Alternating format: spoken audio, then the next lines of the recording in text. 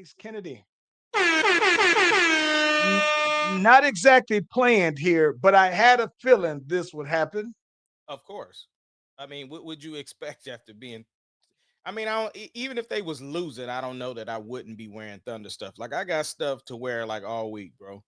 Uh, And here, being in Atlanta, it's already hard to find my sports team stuff here. So I'm never gonna find a lot of Saint stuff, mhm. even if we win the Super Bowl. I'm not gonna find OKC stuff. It's like it's all Braves and all UGA, all Bama stuff out here though, bro. So yeah. It's hard to find anybody else's. If you ain't got a Southern or Atlanta based team, it's a wrap. Yeah, man. But I stay on Fanatics anyway because for me, if I buy stuff here, I'm gonna have what everybody else has. So I Mm. typically go on Fanatics. People always ask me where I get my OKC stuff. Either I'm on Fanatics or I'm on T Public, or I might even fool around and go to Etsy. Like I like custom stuff, even though but even with my custom stuff, I don't want it to be like the generic custom where like somebody just makes their own Thunder thing. Like I want the logo and stuff on it or whatever, but it has to be. I like custom stuff. So I know a lot of people don't shop at Fanatics, so I'll go there all the time Okay. because all three of my, I think I got, yeah, I got three custom Ace Kennedy jerseys, and I got them all from Fanatics. Looking like you part of the staff. I mean, at this point, I feel like I am, but I get it. Uh, but speaking of which, since we here, let's just jump right into it, and we can, we got, like I said, plus a bunch of stuff to talk about. Um, we're up 3-2. Do you think that we are going to close it out in Indy on Thursday, or are we bringing it back game 7 to do it here? Right. So listen, I I thought, right, until you corrected me, that I thought that they would win the game on their home court. I thought that would have been an epic way to really send off and put on for the city, right? With that being said, I think I picked OKC in 6. Hmm. By that prediction, though, if this is the case, though, then this next game we will go ahead and take it. And now the tricky part about that is this, though, right? With all things considered, and with due respect to the Pacers, they have beaten OKC in OKC, so I'd at least got to give them at least that little bit of credit.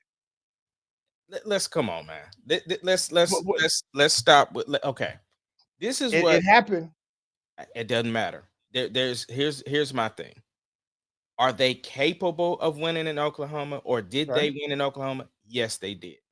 But is that gonna happen again? No, and here's why. We've gotten beaten on buzzer beaters twice in this playoff series.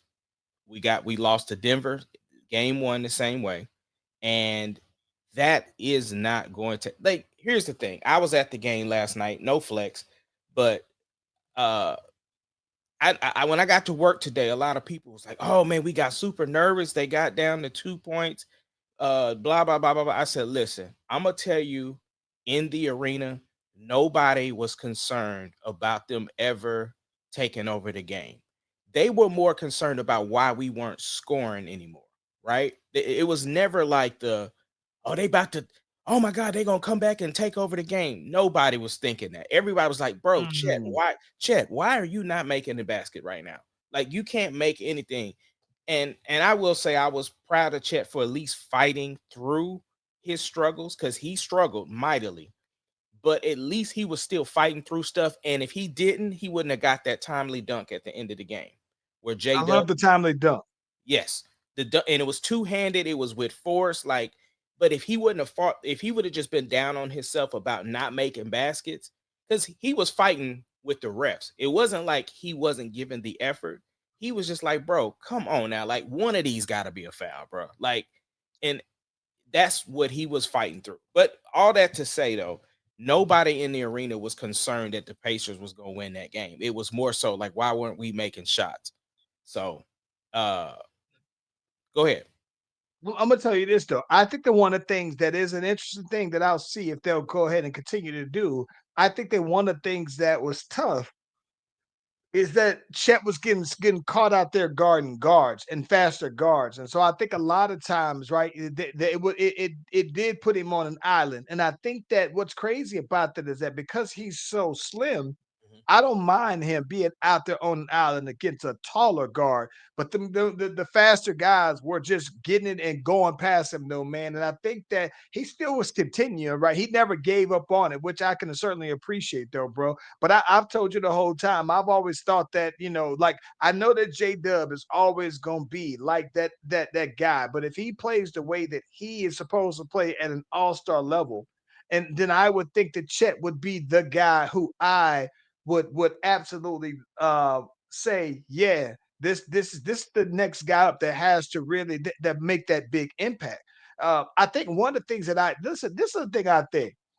I the one thing that I love about watching OKC and even the Pacers to some degree is that I'm a person who appreciates good defense, Mhm, right? mhm. So for me, like when people are like, "Oh, well, why aren't the Pacers doing that?" And you had to correct me because same thing happened with Ant-Man, where it's like, no, it's not that the Pacers just ain't making shots or it ain't they just are turning them over. Like OKC is in them passing lanes. OKC is hounding them, and OKC is doing this. And when I saw Caruso go for the loose ball and dive for the loose ball, I was like, yeah, them boys wanted it though, bro. And I think that those are the little things to me that I personally appreciate because it's like that's part of basketball too. And to be watching it on that high level when people are talking about the ratings, this, that, and the other, I'm thinking like, I don't know what y'all like. Maybe I am biased because this is one of the first times that I'm actively rooting for a team. Mhm. But I'm like, I'm still enjoying the whole essence of basketball playing being played out to where you got J Dub who's dropping 40, but he's like one of the two players in the NBA that made all NBA offense and defense, though, bro. So he's locking it up, though, bro.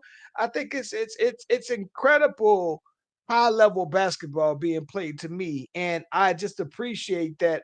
With me having a rooting interest, that my team that I'm rooting for is actually playing both sides of the ball how I like to see basketball played, though, bro. Well, the other thing too, you got buy-in from the main guy. The MVP of the league is out here getting steals and blocks on guys, and was okay being the Robin last night. You know what I'm saying? Because J Dub was Batman last night, bro. He was Batman. He had 40 points. Like you said, he was doing his thing on defense. Uh, I was so impressed. Like you said, even like Case and Wallace was out there balling. Uh, him and I mean, shoot, Case and Wallace and Wiggins Wiggins. got out there. Yeah, I think they had 25 together. You know what I'm saying? Which was more than what Halliburton gave. You know what I'm saying? I'm just saying, bro. The Thunder was on a mission last night, bro, and the energy in the building was, bro, it was next level, bro. Like it felt like the building was just rumbling. I mean, Dang, J Dub said at the end of the game, he said, "Bro, I was calling out stuff to people and they couldn't even hear me because it was that loud in there."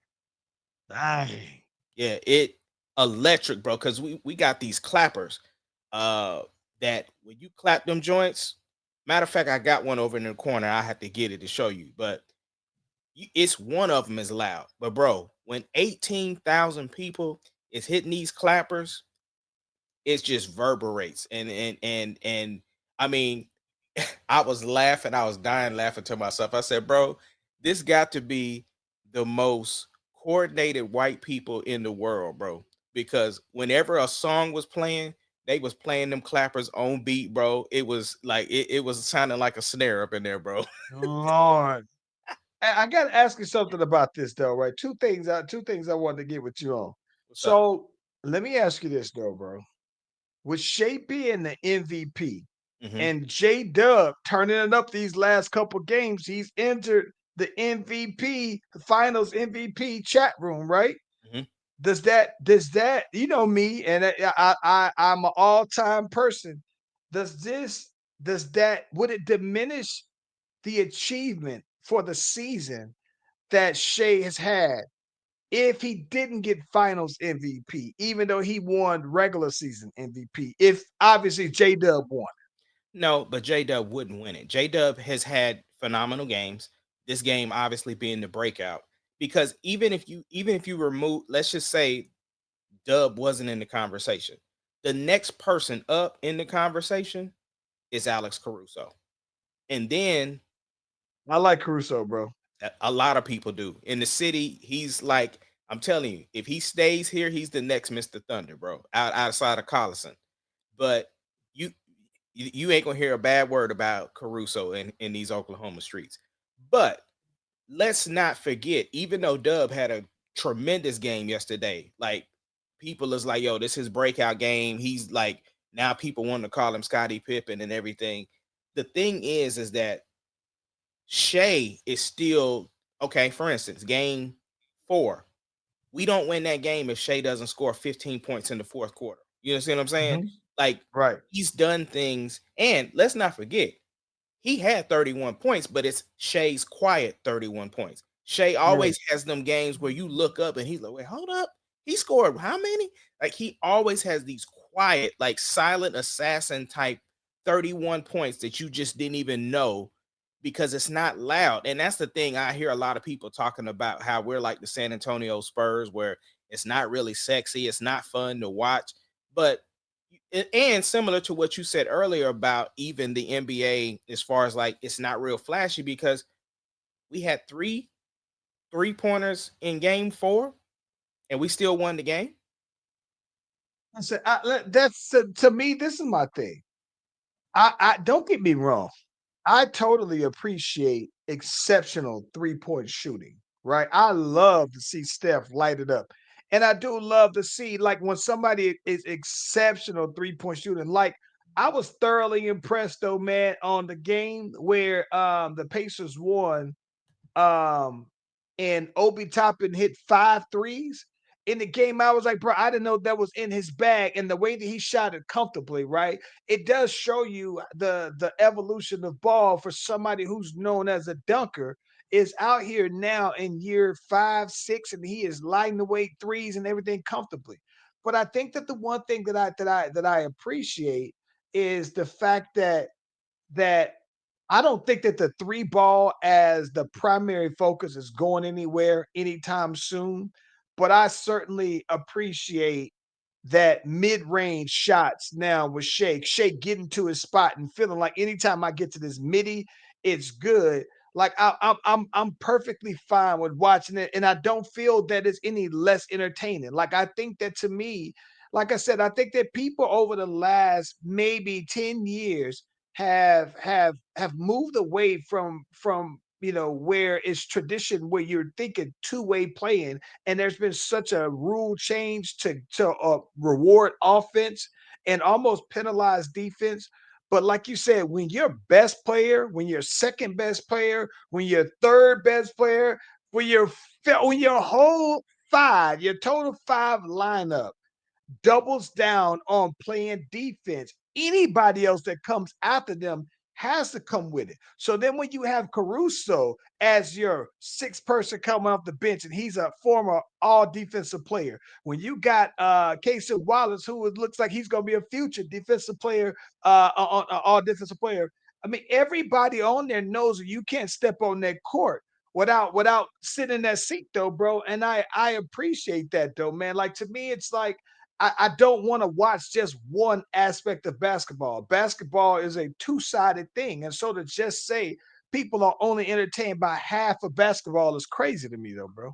Yeah. Well, I mean, it's not just like that in just basketball though, because even in football, they want to see people score touchdowns. A lot of people say that's why they don't watch soccer because they don't score enough.